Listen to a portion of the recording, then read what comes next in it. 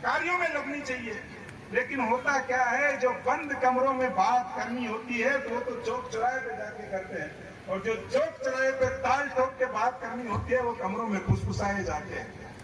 इस समाज का सबसे बड़ा अगर दुर्भाग्य कोई है तो वो यही है कि जहां धर के और तक पे बोलना होता है कि ये मेरे समाज का अधिकार है, वो तो कमरों में फुसफुसाते हैं। और जो भाईचारे की कमरे में हमारे घर की बात जो बाहर नहीं जाए कमरे में करनी होती है, वो खुले हम सोशल मीडिया के ऊपर करते हैं।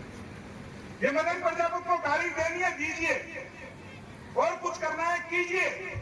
लेकिन मैं तो आजकल देखता हूं कि कोई एक समिति कार्यक्रम करती है तो दूसरे के अंदर सोशल मीडिया पे लग देते हैं, उनको चोर साबित कर देते हैं। अरे भाई काम कर रहे हैं, पूरा परिवार छोड़ के लगे हैं, बच्चों को छोड़ के लगे हैं, जेब से पैसा लगा रहे हैं, पेट्रोल लगा रहे हैं, और फिर काम कर रहे हैं। 2 दिन निकल के तो देखिए, जैसे किसी से कुछ पुराना खो के दिया, जिसकी आंखों के सामने देखते थे उसके पांवों की तरफ बैठ के चंदा लेके आते हैं, कैसे पैसा इकट्ठा होता है, इसका शायद आपको एहसास नहीं। राजनीति में मेरे जैसे कुछ लोग, क्योंकि हमारा राजनीति कहीं पे भी हिस्सेदारी नहीं है, भागीदारी नहीं है, मेरे जैसे कुछ लोग राजनीति के अंदर आगे बढ़ने लगते हैं तो सुबह से शाम तक लग जाते हैं। एक हमारे समाज के बड़े नेता है, नाम नहीं लेता, उन्होंने कहा कि मदन प्रजापति को माटी कला बोर्ड का उपाध्यक्ष बनना है, तो इसलिए वो आजकल ऐसे करते हैं। मैं समाज के किसी भी कोने के अंदर से किसी को फोन करना हो, थाने में फोन करना हो, एसडीएम को फोन करना हो, और मैं समाज को भी कहता हूँ, आप लोगों को भी कह रहा हूँ कि जितनी क्षमता मेरी है उससे 2 गुने हिस्से से मैं आपके लिए काम कर रहा हूँ। कहीं घबराने की जरूरत नहीं है। रात को 12 बजे भी अगर जरूरत पड़े तो मेरे को फोन कर लेना। अगर हाजिर नहीं हो तो कभी मिलेंगे तो बताइएगा। वो कहते हैं माटी कला बोर्ड का उपाध्यक्ष से मुझे क्या करना है, मेरी पार्टी तय करेगी। एक माँ मेरी ये प्रजापति समाज है, दूसरी माँ मेरी भारतीय जनता पार्टी है। आप लोगों को पता ही नहीं है कि मुझको क्या दिया है भारतीय जनता पार्टी ने। क्या करेगा माटी कला बोर्ड का उपाध्यक्ष? इस राजस्थान का बच्चा इस राजस्थान के घर घर के अंदर रोज शाम को टीवी खुलता है तो मदन प्रजापति स्क्रीन पे दिखता है, इससे बड़ा तो करोड़ों रुपए खर्च करके निकलेंगे। मुझे क्या चाहिए? उस माँ ने मेरे को इतना दिया है कि उसका एहसान चुकाना मेरा इस जन्म में होगा कि नहीं होगा मुझे पता नहीं है।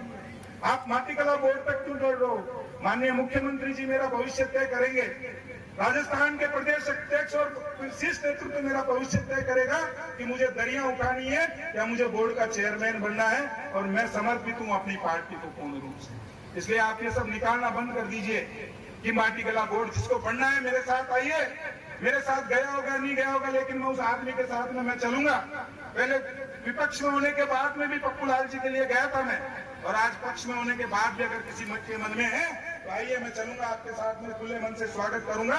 और माननीय मुख्यमंत्री जी के आप जाएंगे नहीं जाएंगे, लेकिन लेके जाने का मैं काम करूंगा। इस राजस्थान के मुख्यमंत्री माननीय भजन लाल जी ने इन कुमारों की पीड़ा को समझा, आपके दर्द को समझा, और उस दर्द को समझ के, और इतिहास में पहली बार हुआ है कि सरकार बनते ही आपका बोर्ड का अध्यक्ष बन गया। उन्होंने इस बोर्ड का अध्यक्ष बना दिया। अब ये आपके घर की कलेश है कि जो अध्यक्ष बना है उसको आप मानो या ना मानो, उसके लिए भजन लाल जी जो है वो बाध्य नहीं है। उनको आप मानते हो नहीं मानते हो, आप अपने आप को कुमार समझते हो या कुमाऊं समझते हो, लेकिन जो दिन रात कुमार और कुमाऊं के सर्टिफिकेट बांटते हैं, माला पहनाने भी सबसे पहले वही जाते हैं। इस समाज को तोड़ने का काम करने वाले सबसे पहले माला पहना के आते हैं। इसलिए इन चीजों पे मेरे से मुंह ना खुलाए। लेकिन मैं तो ये कह रहा हूं कि जो समाज के चुने चुने लोग हैं, जो चाहे आपके सिविल प्रशासनिक सेवाओं के अंदर हो, चाहे आपके सरकारी नौकरियों में हो, चाहे आपके राजनीति में हो, आप उनकी इज्जत और सम्मान करना सीख जाइए। क्योंकि अगर घर के देवता को आप कितना ही मत बनाइए, 100 जगह जाके बालाजी और गोमिया जी पूछिएगा, न्याल तो घर का देवता ही करेगा, वो पितरी न्याल करेगा। कभी अगर आएगा काम तो ये मदन प्रजापति खड़ा मिलेगा, ये विकास जी खड़े मिलेंगे, किसी तीसरे से उम्मीद नहीं लगा सकते। समय कम है और गर्मी बहुत ज्यादा है। आप इस गर्मी के अंदर मुझे बर्दाश्त कर रहे हो, लेकिन मैं तो सिर्फ इतना मानता हूं कि आपने जो कार्यक्रम किया मेरे हृदय की पीड़ा थी। अगर किसी व्यक्ति को बुरा लगे तो मैं बिल्कुल आप सबसे क्षमा चाहता हूं, और अपने बच्चों को पढ़ाइए। इस राजस्थान के मुख्यमंत्री ने इन माताओं और बहनों की जो सम्मान किया है, तृतीय श्रेणी के अध्यापकों की भर्ती के अंदर आपको 50% आरक्षण दिया है। ये आरक्षण से जो मेरी बेटियां इस तरफ बैठी है, मेरी बहनें इस तरफ बैठी है, उनका भविष्य उज्जवल है। आप पूर्ण रूप से तैयारी करिए, आने वाले 2 साल में तैयारी करिए, 100% आप नौकरी लग जाएंगे। मेरे जो भाई तैयारी कर रहे हैं, मैं उन सबसे कहता हूं कि गली गली से विकास जी निकलनी चाहिए, गली गली से पवन जी निकलने चाहिए, और राजस्थान के आईएएस, आरएएस और आईपीएस जैसी सर्विसेज में आपकी नौकरी लगनी चाहिए। और ये राजनीति के अंदर भी मैं एक कच्चा बताता हूँ आपको कि कभी किसी को प्रजापत लगाने, कुमार लगाने में शर्म आती थी, लेकिन राजनीति के हलचलों के अंदर भी ऐसा मुकाम निकला है कि जिन लोगों के नाम के आगे कुछ लग रहे थे, आजकल गजट पास करवा कर अपने नाम के पीछे प्रजापत लगा रहे हैं। ये ताकत इस कुमार की है, ये ताकत इस आने वाली युवा पीढ़ी की है। इस युवा पीढ़ी के, इस समाज का भविष्य उज्जवल है, इसका कोई बुरा नहीं कर सकता। मात्र एक बुरा कर सकते हैं तो हम अपने आप अपना बुरा कर सकते हैं, बाकी संसार में कोई बुरा नहीं है। बहुत बहुत धन्यवाद, आपने मुझे बुलाया, सम्मान दिया, आप सबका प्रेम इतना दिया, उसके लिए मैं आपके हृदय की गहराइयों से आभार व्यक्त करता हूं।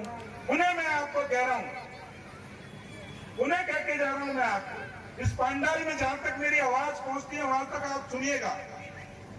किसी भी व्यक्ति को कहीं पे भी, थाने के अंदर, रोड पे, कहीं पे भी अगर किसी की आवश्यकता हुई, फोन करने की आवश्यकता हुई, तो रात को 12 बजे भी फोन करिएगा।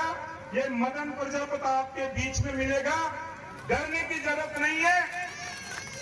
आप मत मानिए किसी को मंत्री, मत मानिए किसी को विधायक, आपका बेटा आपके बीच में 100% काम आएगा। कभी आजमा के देख लीजिए। बहुत बहुत धन्यवाद। राम राम साहब।